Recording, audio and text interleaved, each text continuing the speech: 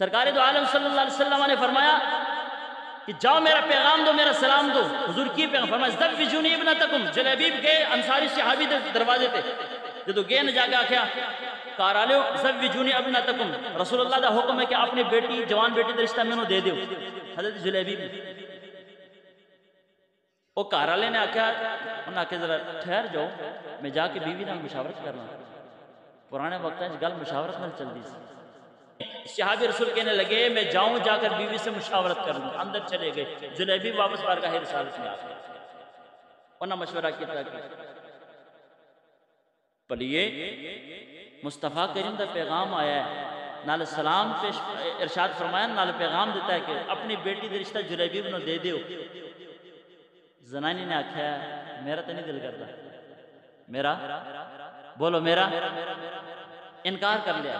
بیوی نے انکار کر دیا. صحابیہ نے مجھے نہیں پسند جلیبیب کا رشتہ، ہم تو اپنی بیٹی کا رشتہ نہیں دیں گے. ہوتا ہے نا فطرت طور پر انسان میں یہ اللہ نے فطرت رکھی. کئیوں کو کوئی پسند آتے ہیں کہیں نہیں آتے اور فوراً انکار کر دیا مجھے نہیں پسند.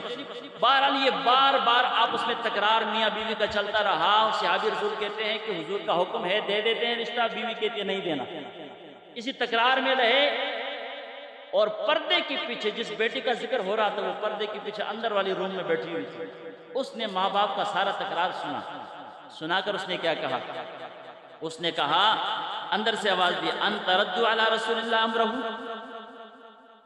امی ابو دسو تو صحیح تسی ہون سرکار دا حکم تمو پھیر لوگے؟ سرکار دا حکم رد کرن لگیو؟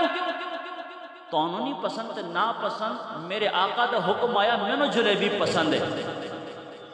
میں حضور دے حکم اور اطاعت وچ جلیبی راضی اور پسند کرنی میں نو قبول ہے رشتہ. جدو بیٹی بول کے انہیں اقرار کیتا نا تو پھر کیا ہویا؟ فرماتے ان کان رضیہ لکم فانکحوہ.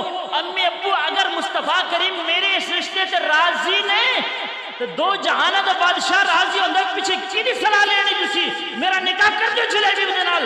صحابیہ نے اس بیٹی نے یہ جواب دیا اور ماں باپ نے جب بیٹی کا جواب سنا اور ساتھ میں یہ کہا فَإِنَّهُ لَن يُضِيَّعَنِي. امی ابو رشتہ دے چھڑو میں جاننی ہے کہ مصطفیٰ دا حکم ہے. جتے مصطفیٰ دا حکم آ جائے نا جتے مصطفیٰ دی مدد آ جائے جتے حضور دا تعاون شامل حال ہو جائے اتے پھر میں نے کوئی ضائع نہیں کرے گا. منو عزت آبرو دنال جلیبی بھی رکھے گا. میرا رشتہ دے چھڑو. اتنی گل کی تھی کہ دوے ماں کو صحابی اور صحابیہ دونوں اس کے بارگاہ رسالت میں آگئے. آ کر یا رسول اللہ ان کنت قد رضیتہ فقد رضینا. حضور اگر تواڈی ذات راضی ہے تو پھر اسی بھی راضی ہیں. تواڈی ذات راضی ہے تو پھر اسی بھی راضی ہیں. اسی اپنی بیٹی دے رشتہ جلیبی نو دے چھڑنے. اتنی گل کی تھی نا تے سرکار دو عالم صلی اللہ علیہ وسلم نے کسے دسیا کہ کار اے معاملہ ہویا ہے.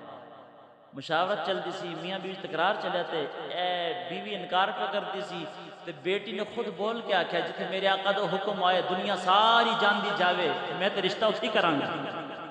میں نے وہی رشتہ قبول ہے. بیٹی دا یہ فیصلہ ہے.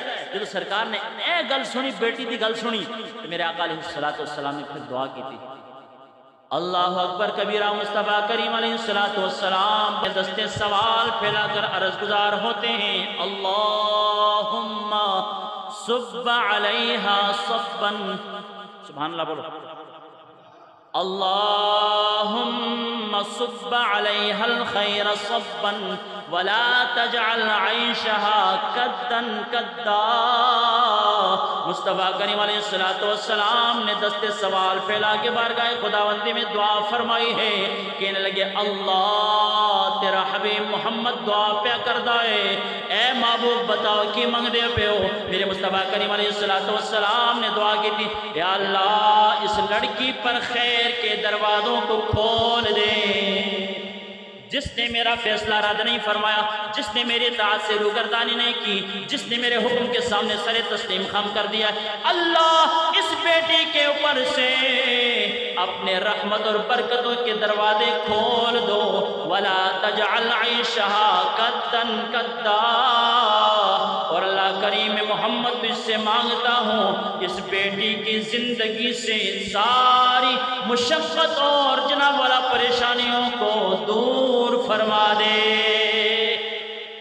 حضور نے دعا کی تھی ملیا کی انس بن مالک فرماندے میں گواہ چشمدید گواہ صحابی رسول کہندے اللہ دی عزت دی قسم ہے فما کان فی الانصار ایم انفق منها فرماندے میں جیوندیاں پھر انصار قبیلے اس عورت تو زیادہ خوشحال کسی نے ویکھے ہی نہیں یہ میرے آقا علیہ السلام کی اطاعت اور فرما برداری کر جب تک بکے نہ تھے تو کوئی پوچھتا نہ تھا جب تک بکے نہ تھے تو کوئی پوچھتا نہ تھا آقا آپ نے خرید کر انمول کر دیا اللہ وحدہ لا شریک عمل کی توفیق عطا فرمائے